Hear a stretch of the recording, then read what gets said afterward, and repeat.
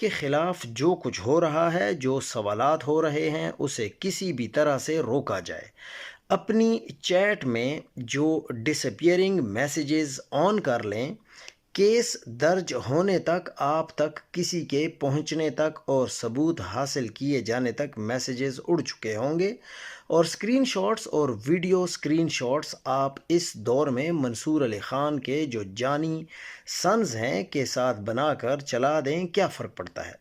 مسئلہ زیادہ خراب ہو تو اگلے کو ویو ونس کر کے ویڈیو پیغام یا تصویر بھیج دیں۔ End to end encrypted messages کا مطلب ہی یہ ہوتا ہے کہ درمیان میں کوئی فائر وال، کوئی فلٹر،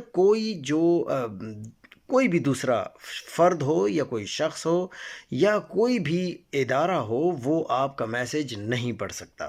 لہٰذا کام جو ہے وہ چھک پھٹ کر کریں اور کسی سے ڈرنے کی کوئی ضرورت نہیں ہے۔ عمران خان کا متبادل سہیل آفریدی، کیا قائد اعظم کا کوئی متبادل ہے؟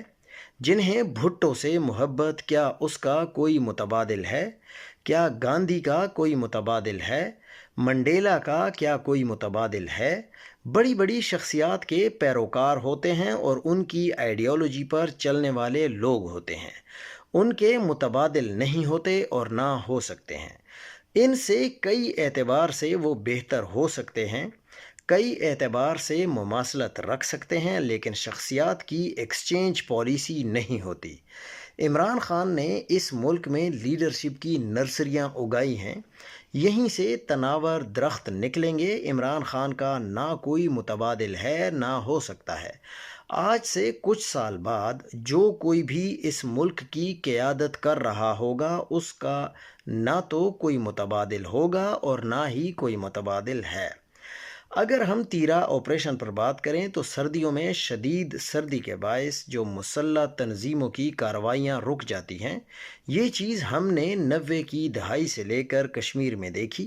جب سے قبائلی علاقوں میں دہشت گردی آئی ہے، تب سے یہی صورتحال ہے۔ بہار کے آغاز کے ساتھ ہی ملک میں نئے جہادی سیزن کا بھی آغاز ہوتا ہے۔ اس موسم میں تیرا میں نہ تو آپریشن کی کوئی ضرورت تھی اور نہ ہی جواز تھا۔